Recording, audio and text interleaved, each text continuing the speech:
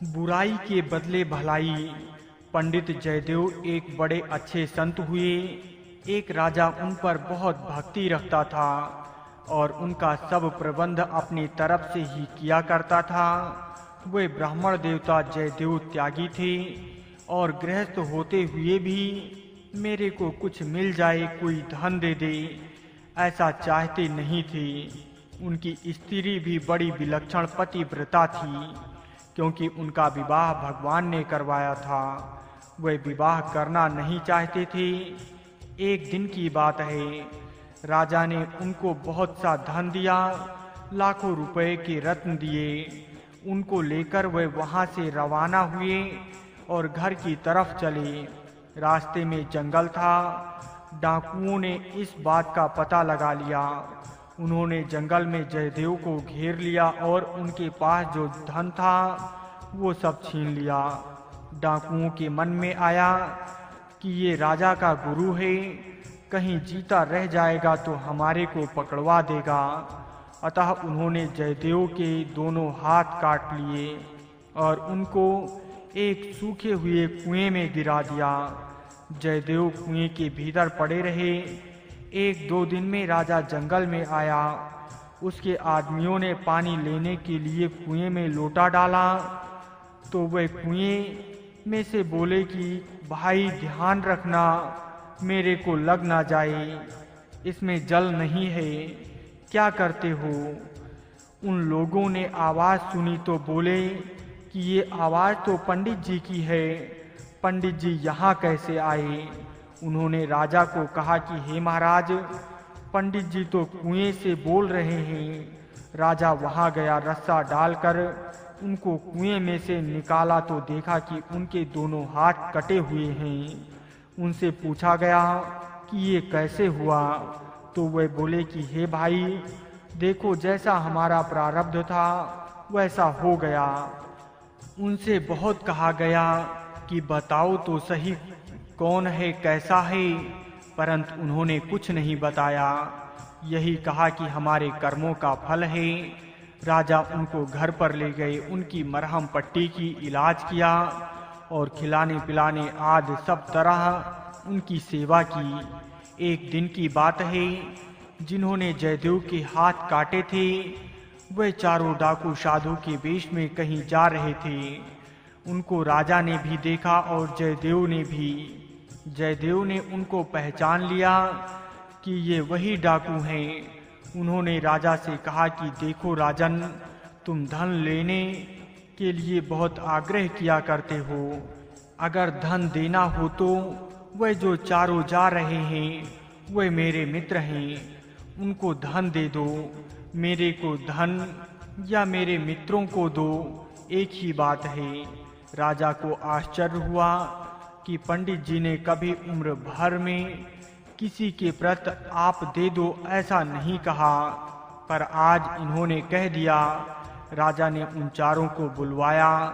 वे आए। उन्होंने देखा कि हाथ कटे हुए पंडित जी वहां बैठे हैं, तो उनको प्राण सूखने लगे कि अब कोई आफत आएगी, वे हमें मरवा देंगे। राजा ने उनके साथ बड़े आदर का बर्ताव किया और उनको खजाने में ले गया। उनको सोना चांदी मुहरें आदि खूब दिए। लेने में तो उन्होंने खूब धन ले लिया, पर पास में बोझ ज्यादा हो गया। अब क्या करें, कैसे ले जाएं? तो राजा ने अपने आदमियों से कहा कि इनको पहुंचा दो। धन को सवारी में रखवाया और सिपाहियों को साथ में भेजा। वह जा रहे थे। रास्ते में उन सिपाहियों में जो बड़ा अफसर था उसके मन में आया कि पंडित जी किसी को भी देने के लिए कहते ही नहीं, आज देने के लिए कह दिया, ये बात क्या है? उसने उनसे पूछा कि महाराज, आप बताओ कि आपने पंडित जी का क्या उपकार किया है? पंडित जी के साथ क्या संबंध है? आज हमने पंडित जी के स्वभाव से विरुद्ध बात देखी है। बहुत वर्षों से देखता हूँ कि पंडित जी किसी को ऐसा नहीं कहते कि तुम इसको दे दो, पर आपके लिए ऐसा कहा तो क्या बात है। वह चारों आपस में एक दूसरे को देखने लगे। फिर बोले कि ये एक दिन मौत के मुंह से जा रहे थे तो हमने इनको मौत से बचाया। इनके हाथ ही कटे, नहीं तो गला कट जाता। उस दिन का ये बदला चुका रहे हैं। उनकी इतनी बातें पृथ्वी सह नहीं सकी। पृथ्वी फट गई और वह चारों पृथ्वी में समा गए। सिपाही लोगों को बड़ी मुश्किल हो गई कि अब धन कहाँ ले जाएं। वह तो पृथ्वी में समा गए। अब वह वहां से लौट पड़े और आकर ये सब बात बताई। उनकी बात सुनकर पंडित जी जोर जोर से रोने लग गए। रोते रोते आंसू पोंछने लगे तो उनके हाथ साबुत हो गए। ये देखकर राजा को बड़ा आश्चर्य हुआ कि ये क्या तमाशा है, हाथ कैसे आ गए। राजा ने सोचा कि ये उनके कोई घनिष्ठ मित्र थे, इसलिए उनके मरने से पंडित जी रोते हैं। उनसे पूछा कि महाराज बताओ तो सही क्या बात है। हमारे को तो आप उपदेश देते हैं कि शोक नहीं करना चाहिए, चिंता नहीं करनी चाहिए। फिर मित्रों का नाश होने से आप क्यों रोते हो, शोक क्यों करते हो। वह बोले कि ये जो 4 आदमी थे इन्होंने ही मेरे से धन छीन लिया और मेरे हाथ काट दिए। राजा ने बड़ा आश्चर्य किया और कहा कि हे महाराज, हाथ काटने वालों को आपने मित्र कैसे कहा। जयदेव बोले कि देखो राजन, एक जबान से उपदेश देता है और एक क्रिया से उपदेश देता है। क्रिया से उपदेश देने वाला ऊंचा होता है। मैंने जिन हाथों से आपसे धन लिया, रत्न लिए, वह हाथ काट देने चाहिए। ये काम उन्होंने कर दिया और धन भी ले गए। अतः उन्होंने मेरा उपकार किया, मेरे पर कृपा की, जिससे मेरा पाप कट गया, इसलिए वह मेरे मित्र हुए।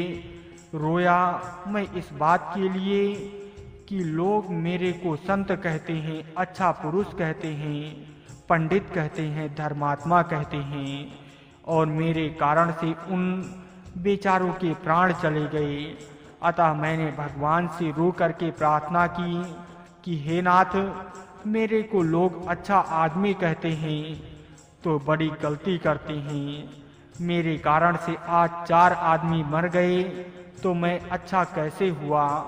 मैं बड़ा दुष्ट हूँ। हे नाथ, मेरा कसूर साफ करो। अब मैं क्या करूँ, मेरे हाथ की बात कुछ नहीं रही। अतः प्रार्थना के सिवा और मैं क्या कर सकता हूँ। राजा को बड़ा आश्चर्य हुआ और बोला कि हे महाराज, आप अपने को अपराधी मानते हो कि 4 आदमी मेरे कारण मर गए, तो फिर आपके हाथ कैसे आ गए। वह बोले कि भगवान आपके जन के अपराधों को, पापों को, अवगुणों को देखते ही नहीं। उन्होंने कृपा की तो हाथ आ गए। राजा ने कहा कि हे महाराज, उन्होंने आपको इतना दुख दिया तो आपने उनको धन क्यों दिलवाया। वह बोले देखो राजन, उनको धन का लोभ था और लोभ होने से वह और किसी के हाथ काटेंगे। अतः विचार किया कि आप धन देना ही चाहते हैं तो उनको इतना धन दे दें कि जिससे बेचारों की कभी किसी निर्दोष की हत्या ना करनी पड़े। मैं तो शादोष था, इसलिए मुझे दुख दिया, परंतु वह किसी निर्दोष को दुख ना दे दें, इसलिए मैंने उनको भर पेट धन दिलवा दिया। राजा को बड़ा आश्चर्य हुआ। उसने कहा कि आपने मेरे को पहले क्यों नहीं बताया।